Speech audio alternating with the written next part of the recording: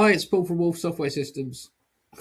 I cannot listen, Loom. I'm going to moan about this recording thing being over the top of the menus on the side, and I cannot move it anymore. I don't know what you've done. I don't know why you've done it, but you've done it, and that's just really stupid. Please fix it.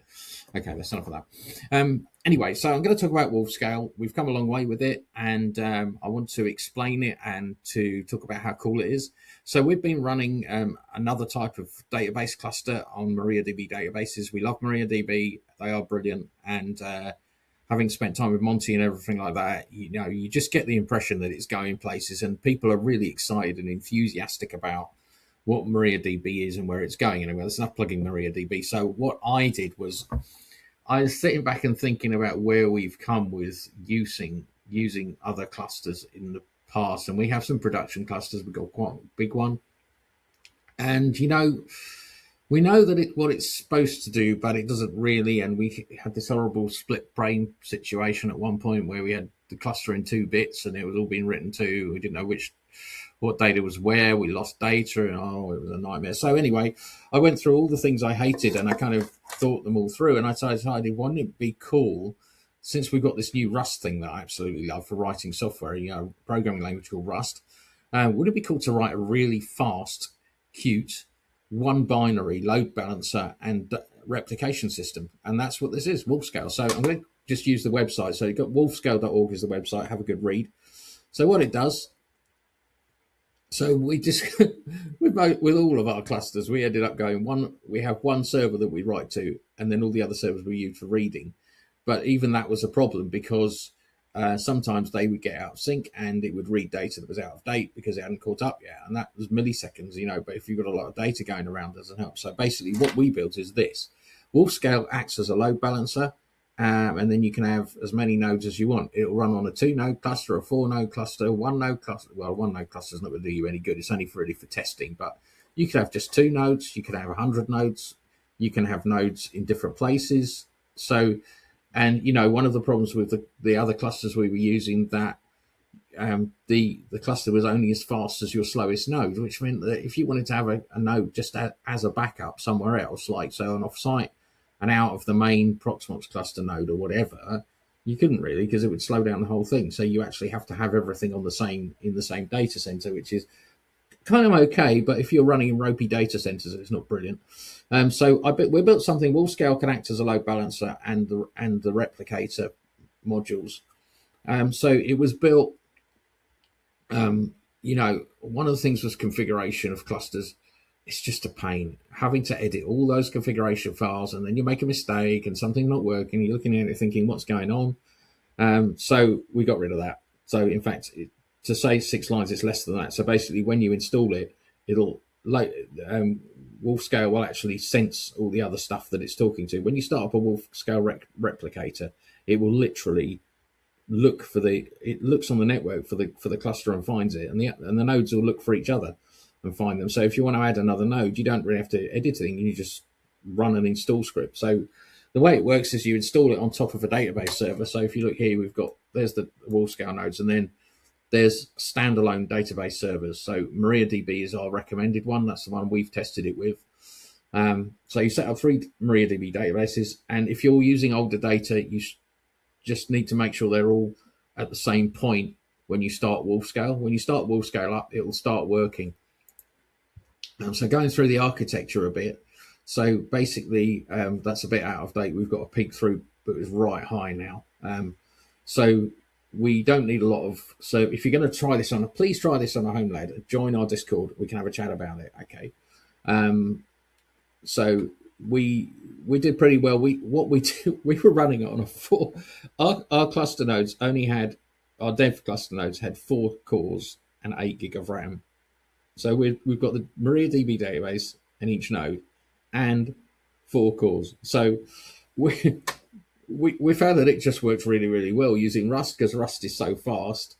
And because we've got this single leader set up, we just don't get write conflicts. And if one of the things, so the way it kind of works is that if So obviously you read from all the nodes. However, the nodes know whether they're up to date, and so does the cluster knows which nodes are up to date and which they're not. So if you try and read from a node that's not up to date, it reads from the master. That means that you never get out of date data, which has been a huge issue for us, where people were like reading things. Oh, I've just updated that, and it's not. Oh, dear. So anyway, here's a 3-node example. Again, same sort of idea. So you've got WolfScale load balancer. You don't need MariaDB, and then you have WolfScale nodes, and they consist of a MariaDB database or MySQL database or whatever you want to put there, Pacona or whatever, and the 3 nodes, and server A is the leader. So let's say that server A just shuts down, or the MariaDB goes down, so the WolfScale is still running, MariaDB's down. What happens is server B will automatically become the leader if server A has a problem. And likewise, if server B goes down and server A is down, server C will become the leader automatically. We just got rid of the whole quorum thing, because this whole voting thing, where if you've got a 3-node cluster and one of them dies, how can they vote? Because they don't know which one to, So we got rid of that. So basically it works on the fact that each one has got a node number that it automatically gets, and it just moves to the next one until you run out of databases, servers. Obviously, if you had 100 databases like this, that would be very cool. So there's some ports to open. So on the website, it's pretty detailed on how to do it, but Quick Start just shows you how to set it up. It's pretty easy. So all you do is you set up, let's say if we're going to do a 3-node cluster, you can do one, that's fine. So set up and start MariaDB on all your node servers. So you've got 3 individual servers, or you can use Proxmox and have them in containers, or you could use, I have not done it with Docker yet, but you could obviously use Docker and stick it on Kubernetes if you want. So this actually shows you how to move the data from the old server if you're moving to a newer server. And then the other beautiful thing about this, of course, is that you can actually upgrade database servers. Upgrading database servers is a frightening, horrible, terrifying thing. But with WolfScale, it's not so terrifying, because you shut down the WolfScale node, okay? You do your upgrade and you start the WolfScale node again. And it doesn't, because it's actually sitting on top of MariaDB or MySQL. If there's a problem when you start it up, this is the problem. By integrating the replication into the database itself, the problem is that if you do a database upgrade and it comes back, joins the cluster, and there's a problem with it, you might have a problem with your whole cluster. So you don't want that. So with this, we just turn off WolfScale and the cluster goes, oh, it's not there now, and carries on. Do your database update, check the database is okay, then bring the WolfScale node back up. You avoid all the trouble. Okay, so you just copy your data, move your data into the new servers. Scenario 3, bin log mode is a different thing, which I don't think anybody's really going to use, but it's just, so what it can do is if you've got a Galera cluster or something like that, you put it in bin log mode and you can have a node sitting on top of it that's writing to a WolfScale cluster, but it's just unnecessary stuff. So forget that for now. Let's just talk about a 3-node cluster with a load balancer. So that's 4 containers or servers or whatever you like to do. So here we go. So 3 cluster servers. We don't care what it runs on. Now, the reason for that is that, in fact, we like IBM Power servers are perfectly good, anything like that. Because when you install it, it uses Rust and compiles the program for your server, which means that it's not using something, an Ubuntu compile, to running on Fedora. As long as you can run MariaDB, the Rust will compile down. Obviously, if someone has a problem, please jump on our Discord and we'll have a chat about it. But as far as we know, it should just work, because it's compiled for your server, for your operating system. It'll be lightning fast. Okay. If you only have one physical server, you can use Proxmox, and I'll show you this in a second. Create this user on the database, run that. It'll do all the setup and install, and you'll basically answer 1, 2, 3, 4, 5 questions, and the same for the other 2 nodes. So you'll have a leader node. So you go, is this the leader? And this is the workers. Actually, this is a kind of old page, because this has been updated. You don't really need to just answer the same questions for all of them. And then once you've done that, you're going to go wolfctl list servers, and it'll list the servers all in the cluster, and that'll be your first stage. And then you set up another computer as a load balancer. So what that basically does is, so the cluster itself, obviously, then you've got 3 WolfScale servers, Okay, but what you want your application to do is to write to whoever the leader is right now, and to read from whoever is wherever you can get a bit of data. So what it does is the load balancer, which is part of WolfScale, it's built into the same binary, will automatically talk to the cluster and go, okay, who am I writing to? And they go, this one, and it'll automatically redirect the light. Right, so when that server goes down, which it will, your application carries on working. Doesn't matter. Okay, so yeah, manual configuration you can do. Ignore that. Just use auto discovery, because it'll just sit there. If you want to add a node to it, you just fire up another server, make sure the database is up to date, and then add WolfScale, and the whole cluster will go, oh, look, we've got a new friend. You know, but obviously with those things, you have to make sure the databases are backed up and restored and up to date. That's really important. Okay, so the last thing to do is you connect your applications to the load balancer as if you were connecting it to it normally. Obviously, put SSL equals 0 if you're not using SSL. We tend not to use SSL because we never ever have a database server out on the internet. Never ever ever, and I just would recommend you don't. So the beauty of this is if you're running if you're running a Galera, I mean, we actually moved a Galera cluster over to production WolfScale, and it wasn't difficult. We use Proxmox to do it. Here's our Proxmox dev thingy. In fact, here is the load balancer. So if I go WolfCTL status, WolfCTL stats, I wrote it, I can't remember it. So there you go. That's actually monitoring the load balancer. And I can go WolfCTL list servers. Actually, on this Proxmox cluster, we've got two. And notice they're only Proxmox containers. We've got two clusters running on here. They're quite happy. They don't interfere with each other. And you can see that it's already got the leadership. The lowest one, WolfScale 1, is the leader.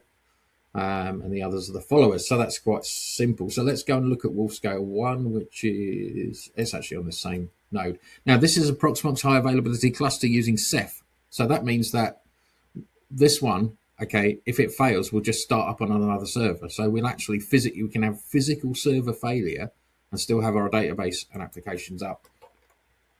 And that's mainly because we're also using something called Wolf Proxy, which is a drop-in replacement for Nginx. So basically set up Nginx as a proxy. We've got 3 web servers running on WolfServe. This is all open source, folks. You can literally go and get it and go and install it and have a play with it. Please have a play with it. Join our Discord, talk to me. Okay, so WolfCTL list servers. This shows me these are the servers on this cluster. Okay, and then if I go WolfCTL stats, there's not much happening on this at the moment. You can see that it shows you, it'll sit there and monitor it, and it's quite useful to watch. I mean, we found it really useful when we were doing huge data loads. So we would restore massive massive databases. So what's it look like running on a front end? So, oh yeah, WolfCTL -help gives you all the commands you've got for looking at the cluster. So yeah, it's pretty straightforward. The idea is to take away, setting up a database cluster, to take away all the horrendous difficulty of it and make it, we know how to send out heartbeats. We know how to do UDP sessions. We know how to talk to, why get the poor user to have to set up loads of tuning and things like that. Oh, there's something called Tune or MariaDB as well. This is quite useful. So when you've installed it, if you run that, it'll actually tune your MariaDB installation for WolfScale, which is kind of cool. WolfScale is auto-tuning; it tunes itself. Now, just to give you an idea, so this is a node of the cluster, and it's running on a tiny. This has got 6 CPUs, so right now it's running with 700 meg of RAM. That's with a MariaDB server, and 16% of 16. It's just doing nothing. It's not even interested. So I'll show you what's running on that. So we actually have our website running on. That's not Google Analytics. That's not running on it. I can only dream. UK.com. So this is a WordPress site that's running on this cluster. And as you can see, even though I'm streaming, these animations, I know my web guy the UI guy, he loves his animations on the website. They do annoy me. He'll never watch this. So yeah, but this is actually running on Wolf's proxy with Wolf serve with 3 web servers at the back on top of WolfScale, the WolfScale load balancer, and right into going into our 3-node WolfScale cluster. Okay, so that's kind of interesting. This is more interesting.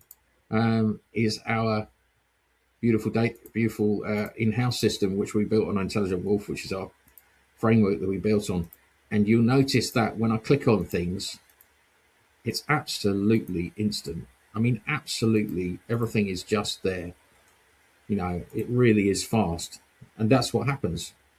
I mean, WordPress is a bit of a funny beast, isn't it? Because, I mean, as you know, look, we've got some disk space issues. I know about these.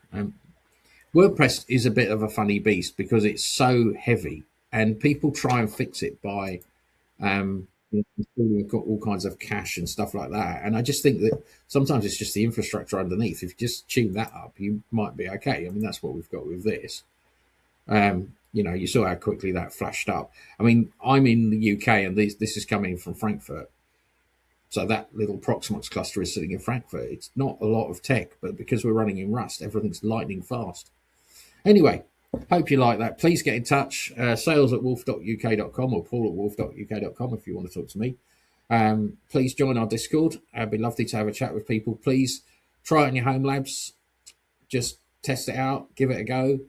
And obviously, for a fee, we will actually, if you want to do a commercial install, we will do it for a fee, obviously, because we have to pay for our time, and we're only a tiny company. And also, we've got a Patreon if you want to help sponsor some of the work we're doing. We're always looking for new things to rewrite. I think the days of forking old software off of GitHub and then modifying it. I just think we're sometimes hurting ourselves by doing that. And sometimes it is better to do a rewrite, you know, with modern languages like Rust. And if you've not tried Rust and you're a programmer, please have a go. It's fabulous. It's a fabulous language. Anyway, that's enough. That's enough of me going on and on. Have a really good day. I know the 6 people who watch my videos. Hope you enjoy it. Okay. Where's the stop thing?